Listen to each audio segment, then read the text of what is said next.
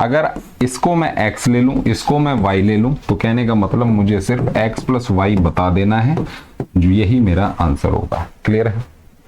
ठीक है, शुरू करते हैं। क्या है कहानी इस सवाल की, एक बार देख लेते हैं क्या कह रहा है ये पहला सवाल। ये देखिए, 2 men on either side of a cliff 80 meter high observes the angle of elevation of the top of the cliff to be 30 and third 60 respectively.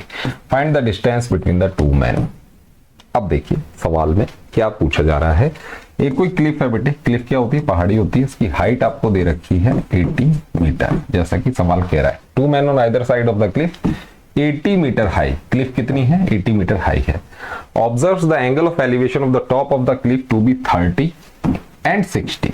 कहने का मतलब यहां से मैंने जब इसे देखा तो ये 60 डिग्री है, यहां से मैंने जब देखा तो ये बेटा 30 डिग्री बोली जा रही है। ठीक है, find the distance between the two man. पहला मैन ये रहा, दूसरा ये रहा। इन दोनों के बीच का हमसे डिस्टेंस पूछा गया है, यहां से यहां तक इनके बीच का डिस्टेंस है कितना। ठीक है, तो ध्यान से देखिएगा किस तरीके से आप इसे निकालोगे। हाइट ऑफ द क्लिफ आपको बेटा 80 मीटर दी जा रही है। ठीक है, क्लियर है? तो बेटा ये वाला जो ट्राइंगल है, एक ये बन रहा है, यहां से यहां तक x ले लूं, यहां से यहां तक अगर मैं y ले लूं, तो overall distance between the two man, कहने का मतलब ये जो दो आदमी आपको दे रखे हैं, इनके बीच का डिस्टेंस आपको x प्लस वाई बता देना है। x और प्लस वाई, कहने का मतलब अगर इसमें इसको जोड़ दूं तो टोटल डिस्टेंस आपको पता चल जाएगा। क्लियर है? कैसे होगा ध्यान से देखिएगा। ये ऐसे होना बेटा, इस वाले ट्राइंगल को पकड़ लो तो tan 60 बेटा 80 अपॉन x आ गया, ये अपॉन ये, दिस अपॉन दिस। क्लियर है? और इस वाले ट्राइंगल के अंदर अगर हम बात करें तो ये हो गया बेटा tan 30, ये हो गया बेटे 80 अपॉन y। बोलो क्लियर है? ठीक है जी, इतनी सी बात समझ आ गई बस। अब इन दोनों को आप कैलकुलेट कर लीजिए। कैसे करेंगे? tan 60 होता है बेटा √3 और ये हो गया 80 अपॉन x, तो x की वैल्यू क्या आ गई? 80 अपॉन √3 आ गई। नोट डाउन करते रहना साथ साथ। ठीक है, यहां से tan 30 की वैल्यू क्या होती है बेटे? 1 अपॉन √3 होती है। ये 80 अपॉन y है, तो y की वैल्यू क्या आ गई? 80 √3। बात समझ गए? x आ गया, y आ गया, इन दोनों को अगर मैं ऐड कर दूं तो I will get my answer.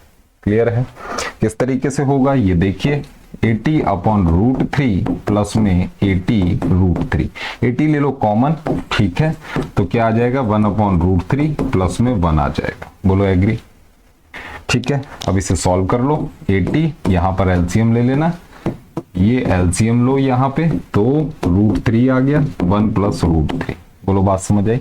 तो कहने का मतलब 80 1 प्लस √3 अपॉन में √3, ये इसका ओवरऑल आंसर। क्लियर है? दोनों मैन के बीच का जो डिस्टेंस है वो कुछ ये है। √3 की वैल्यू अगर आपको दी जाती है एग्जाम में 1.732, इसे अप्लाई कर दीजिए एंड कैलकुलेट कर दीजिए। Is this clear? ठीक है, तो प्लीज नोट डाउन और चलते हैं नेक्स्ट सवाल की तरफ। क्या कह रहा है अगला सवाल, देखते हैं। ये लीजिए, क्वेश्चन थोड़ा सा सिंपल है। क्या बोला गया? Find the angle of elevation of the sun when the length of the shadow of the vertical pole is equal to its height. क्या कह रहा है? एक बार फिर से पढ़ते हैं। Find the angle of elevation, आपसे थीटा की वैल्यू निकलवाई जा रही है। ठीक, sun's altitude when the length of the shadow of a vertical pole. बेटा ये ग्राउंड ले लीजिए, ये एक पोल ले लीजिए, इसकी हाइट है कुछ, ठीक है, और ये इसकी कुछ शैडो है। कहने का मतलब ये जो थीटा है, अब देख लेते हैं एक बार। When the length of the shadow of the vertical pole, इसकी जो ये हाइट है ये किसके बराबर है? Equal to its length of the shadow. Shadow की जो लेंथ है ये इसकी हाइट के बराबर है। आपसे ये थीटा पूछा जा रहा है। बात समझ? किस तरीके से निकालोगे ये देखो। इस वाले ट्राइंगल के अंदर बेटा tan थीटा, बेटे ये दे रखा है मुझे और ये दे रखा है, इन दोनों से ही मुझे थीटा कैलकुलेट करना है। ठीक है, तो कैसे कैलकुलेट होगा? इन दोनों के बीच का रिलेशन h अपॉन h, कहने का मतलब ये अपॉन ये क्या बनता है? tan थीटा बनता है। तो tan थीटा बेटे 1 है, और किस थीटा की वैल्यू 1 होती है? ये होती है ये tan theta is equal to tan 45। तो थीटा किसके बराबर हो गया बेटा? 45 डिग्री के बराबर हो गया। थीटा आपका आ गया बेटे 45 डिग्री। Is this clear? इतना सा आपने करना था इस सवाल में, कोई दिक्कत इसमें होनी नहीं चाहिए, आई होप। नेक्स्ट क्वेश्चन क्या कह रहा है देखते हैं एक बार। ये लीजिए नेक्स्ट क्वेश्चन के अंदर ये कुछ कहानी बोली जा रही है, समझते हैं इसको। An aeroplane is flying at a height of 210 metre. बेटा कोई ग्राउंड है, ये हो गया आपका ग्राउंड, और एरोप्लेन कितनी ऊंचाई पे है? 210 मीटर की ऊंचाई पे यहाँ पे एरोप्लेन है। Flying at its height, at some instant, the angle of depression of the 2 points in a line in opposite direction on both the banks of the river are this and this. कहने का मतलब क्या है, इसे थोड़ा सा हम change कर देते हैं बेटा। अब देखो ये बेटे आपके दो बैंक हैं रिवर के, ये बैंक नंबर 1 कह दो, ये B2 कर दो। एरोप्लेन उड़ रहा है बेटे इस हाइट पे, यहां से यहां तक बेटा 210 मीटर दे रखा है। अब क्या है, एक बार पढ़ लेते हैं। Flying at this height at some instant the angle of depression of 2 points in a line in opposite directions on both the banks of the river are this and this. यहां से जब हमने देखा एंगल ऑफ डिप्रेशन, यहां से जब हमने इसको देखा तो ये बन रहा है बेटे 60 डिग्री का, यहां से जब हमने इसको देखा तो ये बन रहा है बेटे 45 डिग्री का एंगल। ठीक है, find the width of river, आपसे बोला गया विड्थ ऑफ रिवर पता कर दो। कहने का मतलब एक किनारा ये है, एक ये है, कहने का मतलब यहां से यहां तक आपने इसकी वैल्यू कैलकुलेट कर देनी है। क्लियर है? ठीक है, किस तरीके से होगा देखते हैं। अब देखिए इसके अंदर एक वैल्यू दे रखी है बेटा, क्या? √3, ये बेटा 1.73 आपने यूज करना है, ये मेंशन है। ठीक है, तो इसकी कहीं ना कहीं तो जरूरत पड़ेगी। अब समझिए सवाल में क्या है बेटा, ये वाला एंगल अगर 60 है तो ये 60 डिग्री हो गया। ऑल्टरनेट इंटीरियर एंगल्स होते हैं, मैंने आपको पहले ही बता रखा है। ये 45 है तो ये वाला 45 डिग्री बन गया। ये लाइन इसके पैरेलल होती है, ground always line of site. बात समझिए? ठीक है, तो ये 45 है, ये 60 है, ये आपको दे रखा है। अगर इसको मैं x ले लूं, इसको मैं y ले लूं, तो कहने का मतलब मुझे सिर्फ x प्लस y बता देना है, जो यही मेरा आंसर होगा। क्लियर है? ठीक है, किस तरीके से? अब देखिए ट्राइंगल पकड़ेंगे अपन। पहला ये वाला ट्राइंगल ले लो, इसके अंदर tan 60 बोल दो, क्या होगा? 210 होगा यहां से यहां तक, और नीचे होगा ये x। बात समझे? tan 60 tan रेशो जो होता है वही अप्लाई किया है। इन द सेम वे इस वाले ट्राइंगल के अंदर tan 45 डिग्री आप लगा दीजिए, ये 210 होगा और नीचे होगा बेटे y। बोलो बात समझ आई? x और y कैलकुलेट कर लो, दोनों को ऐड कर देंगे। किस तरीके से? ये देखिए tan 60 इज √3, ये हो गया 210 बटे x, तो x की वैल्यू बेटे 210 अपॉन √3 हो। बात समझ गए? tan 45 is 1, 210 upon y, y की वैल्यू बेटे 210 हो।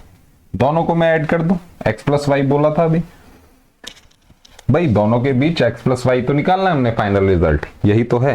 तो x है बेटे आपका 210 बटे √3 और प्लस में 210 कर दीजिए। ठीक है, क्लियर है इतनी सी बात? बस इसे सॉल्व करना है। सॉल्व कैसे करेंगे, थोड़ा सा स्मार्ट वर्क कर लेते हैं। 210 बेटे बाहर ले लो, 1 अपॉन √3 प्लस में 1 आता है, तो 210 ये हो गया 1 प्लस √3 अपॉन में 3। बात समझे? √3 सॉरी, ये √3। ठीक है भाई, एलसीएम √3 आता है, 1 प्लस √3 अपॉन √3, ये इसका ओवरऑल आपके पास आता है। क्लियर है? इतनी सी बात समझ आ रही? ठीक है जी, और क्या कर सकते हैं इसके अंदर बेटे? रेशनलाइज द डिनोमिनेटर कर देना। रेशनलाइज द डिनोमिनेटर, तो क्या हो जाएगा? यहां पे देखो 210 है, √3 जमा 1 है, रेशनलाइज द डिनोमिनेटर मतलब √3 मल्टीप्लाई √3 मल्टीप्लाई √3, ये क्या बन गया? 210 बटे 3 बन गया, इन दोनों का प्रोडक्ट, और ऊपर ये बच गया √3 प्लस 1 और मल्टीप्लाई 3 7 21, तो 70 और साथ में √3 और फिर √3 प्लस 1, इसके अंदर वैल्यू प्लेस कर दीजिए। वैल्यू क्या दे रखी है? वैल्यू भी देख लेते हैं, 1.73 दे रखी है ना। देखो ये हो गया 70, 1.73 और ये हो गया 2.73, क्योंकि एक 1 पहले से। इसको सॉल्व करके कमेंट सेक्शन में बता देना आंसर क्या आता है। Is this clear? PDF Telegram पे नोट डाउन कर लीजिए, ध्यान से देखिए, समझिए। समझोगे नहीं तो करोगे कैसे? सीधी सी बात है। ठीक है, तो पहले समझना है और उसके बाद इसे सॉल्व करना है। चलिए, सवाल क्या कह रहा है? अच्छा चलिए, ये रहा। क्या बोला गया? The angle of elevation of top of A chimney from the top of tower is 60 and the angle of elevation of depression of the foot of the chimney from the top of tower is this. देखिए कुछ ऐसा है, ये बेटे आपकी tower है, ये आपकी चिमनी है, ठीक है। अब देखते हैं, पढ़ते हैं एक बार, ठीक है। ये लीजिए, the angle of elevation of the top of A chimney, chimney के टॉप का from the top of tower is 60। भाई यहां से देखा तो ये वाला एंगल 60 डिग्री बन रहा है। हाँ एक सवाल और, बच्चे अधिकतर पूछते हैं सर कौन सा बड़ा कौन सा छोटा बनेगा। थोड़ा सा आप देखेंगे तो यहां से जिससे टॉप, जिसके टॉप पे से हम अगले के टॉप को देख रहे हैं और एंगल ऑफ एलिवेशन दे रखा है, तो दूसरी मतलब ये जो चिमनी होगी ये ऑलवेज बड़ी होगी। टॉप से हम मेजर करते हैं। टावर के टॉप पे से देखा तो एंगल हायर बन रहा है, कुछ भी एंगल अब बन रहा है तो कहने का मतलब टावर छोटी है, चिमनी बड़ी, ठीक।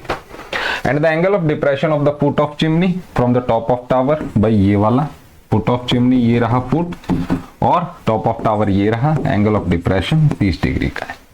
Find the height of, if the height of tower is 40 metre, tower बेटे 40 मीटर की है, ठीक है। Find the height of chimney, आपसे बोला गया हाइट ऑफ चिमनी पता कर दो, कहने का मतलब यहां से यहां तक कैलकुलेट कर दो। बात समझे? क्या कर दो? कैलकुलेट कर दो।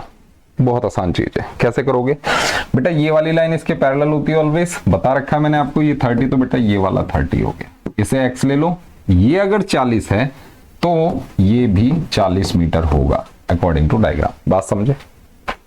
क्लियर है भाई? ये यहां से यहां तक 40 हो गया, ये वाला एंगल ये हो गया, ठीक है। ये मैंने x ले लिया तो ये x हो जाएगा ये वाला, और इस वाले को मैं अगर y ले लूं तो बात समझ आ गई? क्लियर है भाई? यहां से यहां तक 40, इसके ऊपर y है। क्लियर है?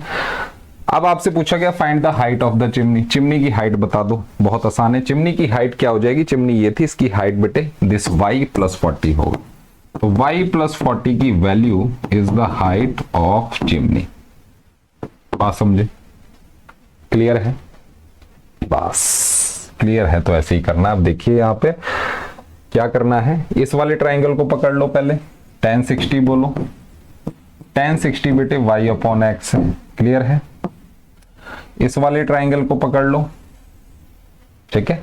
इस वाले ट्राइंगल को अगर आप पकड़ते हो तो tan 30 किसके बराबर है? 40 अपॉन में x, 40 अपॉन में x। बात समझ गए? क्लियर है? y की जरूरत पड़ी कहीं पे, ये रही y यहां पे आ रखा है।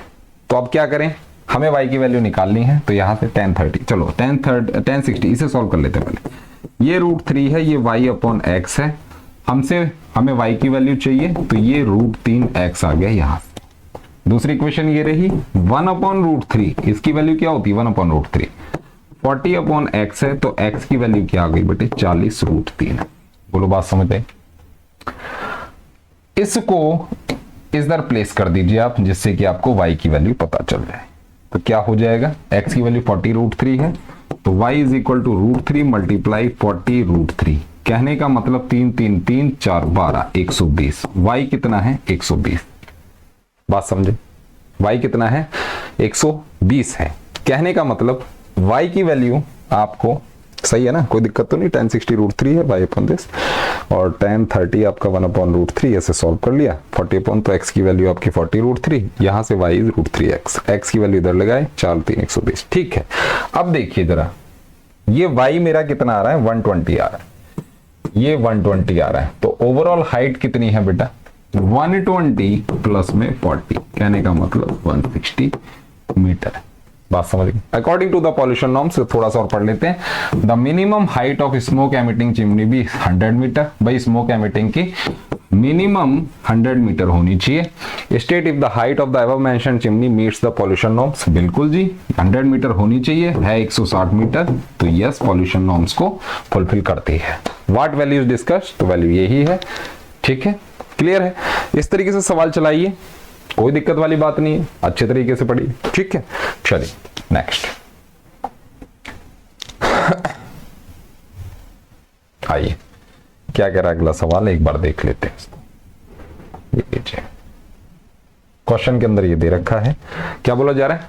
two ships are there in a sea on either side of the lighthouse in such a way that the ships and the lighthouse are in the same straight line. बेटे कोई सी है, बिल्कुल है, ये रहा सी, ये आपका लाइट हाउस है, ये रहा जी, दो शिप हैं, एक यहां मान लो, एक यहां मान लो, शिप नंबर 1, शिप नंबर 2, बात समझे, दो शिप हैं एक दूसरे के पीछे. Two ships are there in a sea on either side of the lighthouse in such a way that the ships and the lighthouse are in the same straight line. अब ये lighthouse ships एक ही straight line में है. The angle of depression of the two ships are observed from the top of the lighthouse are 60 degree and 45 degree. बेटे यहां से angle of depression जब मैंने काउंट किया तो एक बन रहा है 60 डिग्री और दूसरा बन रहा है बेटे यहां पे, और वो है बेटे 45 डिग्री. बात समझे. If the height of the lighthouse is 200 metre, बेटे ये 200 मीटर की ऊंचाई पर है light house. Find the distance between the two ships, दो शिप्स के बीच का डिस्टेंस पूछा जा रहा है. √3 ऐसे ही यूज करना है. तो दो शिप्स के बीच का डिस्टेंस ये है, इसे मैं x ले लूं या चलो रुको इसे हटा दो, अभी लाइट नहीं कर रहे. दो शिप्स के बीच का डिस्टेंस हमारा ये है. इतनी बात समझ आ गई, क्लियर है. तो find the distance between the two ships, हमें ये चीज कैलकुलेट करनी है. किस तरीके से होगी देखिए, ये एंगल 60 तो बेटा ये वाला एंगल 60 डिग्री, बात समझ आती है. ये एंगल 45 तो ये वाला 45 डिग्री. ऑल्टरनेट इंटीरियर एंगल्स है जी, बात समझ गए, क्लियर है. ये फंडा क्लियर हुआ. अब यहां से यहां तक अगर मैं x ले लूं और यहां से यहां तक मैं y ले लूं तो मुझे ये वाला डिस्टेंस चाहिए. ये कितना हो जाएगा यहां पे y माइनस x, ये वैल्यू मेरा आंसर हो.